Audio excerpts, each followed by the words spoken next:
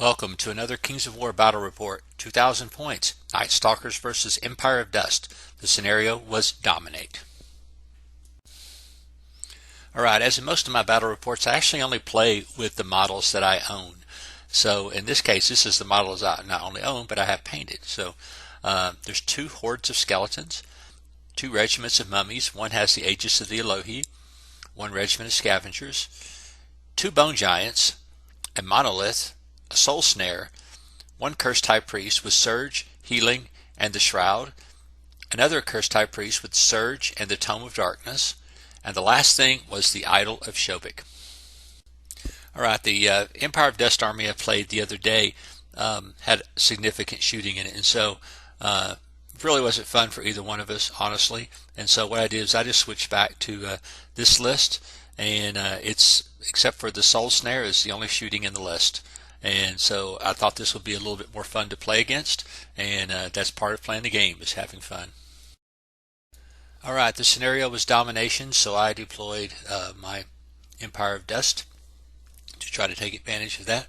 On the left, I had a bone giant, then a unit of mummies with the Aegis of the Elohi, a unit of skeleton hordes, the monolith, and then a cursed high priest. He's the healer one.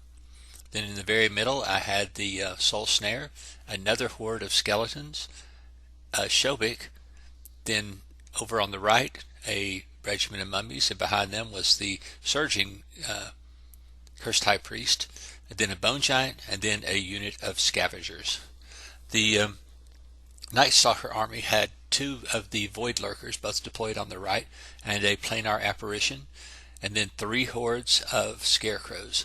And in the very middle, a horde of scarecrows, flanked by two mine screeches, then another horde of scarecrows, and next to them is yet another mine screech for 2,000 points each. Alright, my strategy this game was simply to try to pull him left and right and leave the middle open for me, and then cruise in on turn 6 to take over that objective. He had much more unit strength with the 5 hordes of scarecrows, so I had to at least take out a couple of them to keep them out of the middle. Most of my unit strength were in the mummies, which were 3 each, and then the 2 hordes of skeletons, which were 3 each as well. Alright, both of his big flyers went hard at my would been my right flank, his left, and the planar apparition also moved up to the woods. Everything else just shuffled forward. The mine screeches moved forward, tagged a couple of wounds on the soul snare, and tagged a couple of wounds on the cursed high priest, but in retrospect he only did 1 wound because the idol of Shobik actually heals it back. So damage from shooting does not stay with me very long this game because my healing is so good, and then the idol of Shobik with his aura really helps out as far as recovering from at least minor shooting damage. Alright, I moved slowly, shambled slowly forward. The bone giant did go into the I think I surged him into the woods to get him threatening this flank a little sooner than he should have been, and then the scavengers went up. I just didn't want to take a chance on those all those things turning to shoot at me and killing me in one go, since they are nimble, which is just totally wrong if you ask me. And but all my healing brought everything back. Over on the left, I just angled the bone giant and the mummies, and trying to set up a trap, of course a surge trap if I could possibly do so. But I really think he could have wiped out my giant in one go with a dual charge if he wanted to, and then probably opened my whole army up. But we'll have to see what happens in his turn 2. Alright, this game was kind of plodding along through turn 2, so I'm just going to skip it until my turn 3. As you can see, Polly's moved everything forward, again trying to press me, and all I really could do on my left flank is to try to set up a trap and not move, because anytime I moved I was going to catch a flank or something else on me. On the middle right, my soul snare managed to do 5 wounds to his scarecrow unit there. I went ahead and surged my bone giant into one of the mine screeches to keep it from shooting again. Over on the right flank, I had moved forward and did a nimble turn to charge maybe that unit of scarecrows in the flank, but both mine screeches turned around and wavered me with 5 wounds. Unfortunate, but at least they're not shooting at something more substantial, since that's just a throwaway unit. So okay, on Polly's turn 4, the one of his big guys charged into my bone giant, getting him up to 7. He'd healed his scarecrows and just got them down to a single wound. As you can see, I've moved up forward pretty aggressively, and I need to make something happen because that is a lot of unit strength hovering around the middle of the table. And as you can see, his other big guy is on the move, coming over to assist on the right flank. Since I'm in pretty good shape because Shobik and the Soul Snare there, and the Monolith and everybody is there. And really, this scenario is just trying to get within 12 inches of the middle. And so I was in pretty good shape, and now that allowed me to move now the mummies, because he moves that guy away, allowed me to move the mummies and the bone giant over there toward the middle, and maybe pull away a horde over there instead of having them so close to the inside. So that part of my plans worked. Just like I said, I was trying to pull in both ways and leave the middle a little weak, and it looks like the plan is going pretty well right at this point. I'm sure some savagery is about to come back from the Nighstalkers, though. As you can see on my turn, I've continued now pushing up on the left there. The bone giant started coming down, and the mummy started coming down. Still hasn't moved from behind the hill because I was pretty safe from being charged there. I surged my mummies into the flank of his one of his scarecrow hordes, and spent a lot of time healing my giant back up so that he wasn't down so many wounds. So now he was just down to 4 wounds. I'm not sure how much damage it caused, but obviously I did a lot of damage between the Soul Snare and the mummies in that one's flank, but I did not break that unit, and so now my mummies are pretty much doomed. So we'll have to see what happens in turn 5. Somehow I keep forgetting to take pictures of some of these encounters. This is my turn 5. Up in the upper left hand corner, his scarecrows did charge the bone giant up there and did very little. He also moved his one of his skeleton hordes to the top of the hill to try to cut me off from getting any more units nearby. Down on the right hand side, my bone giant managed to charge the one of his scarecrow units, and between everything else I've done to him, I think some drained life and stuff like that, he was up to 13 wounds, which is pretty good for me. But my giant was up to 6 by himself. So turn 6 should be interesting. Right now, one of my skeleton units, the one on the very far right there that has the guy with the 1, that's actually the Cursed High Priest, is in serious danger this turn, and we're going to have to see what Polly does to get rid of that unit strength, because I think that's going to be the pivotal part of the game, is getting that unit or not getting it. So as turn 6 arrives, you can see it is a very tight game because of how much unit strength he has.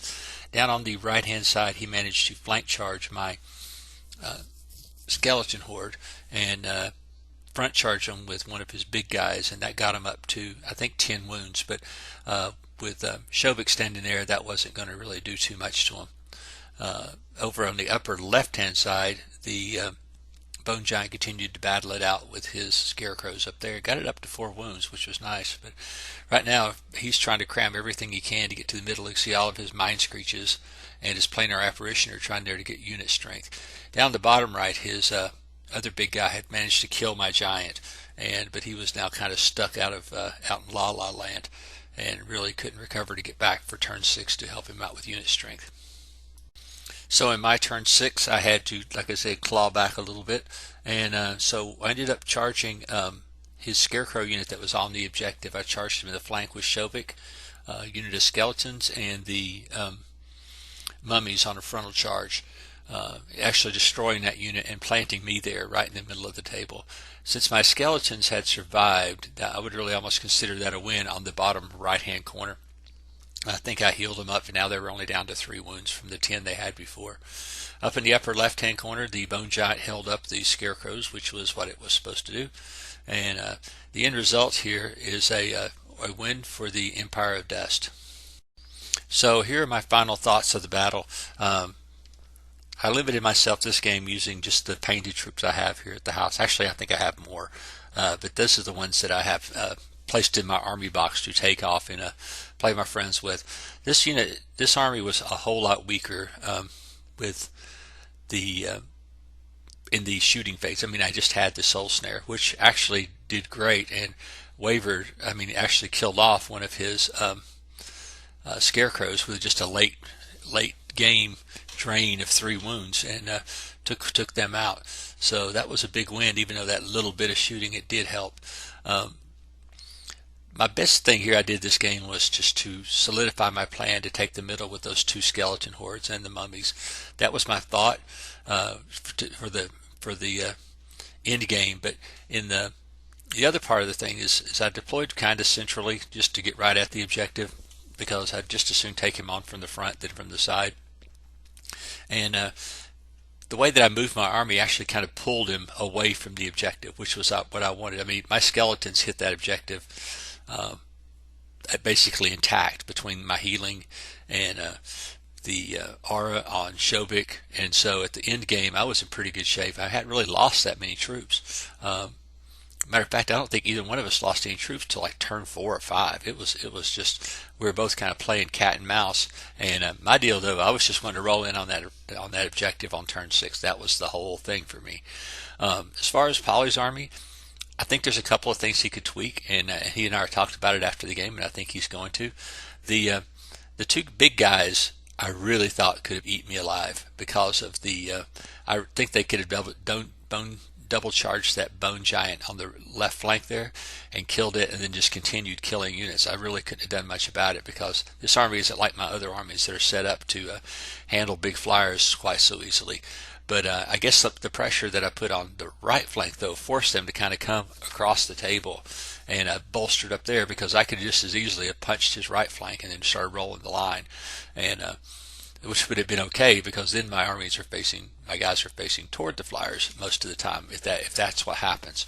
So my plan worked to perfection. It seemed like kind of chicken plan at the time, because I didn't really care about losing guys as long as my unit strength guys didn't die. So if I lost the bone giant and I lost the scavengers, ain't that big a deal, because there's not a lot of unit strength there. But I had to keep the mummies and the skeletons and alive, as many of them as possible, in order to contest it, because he had me way outnumbered in unit strength. And matter of fact, I really don't think I had any super advantage this game. Unit strength I was down. I did have drops. I mean, I got a couple more drops in on him just because of being able to deploy the characters late.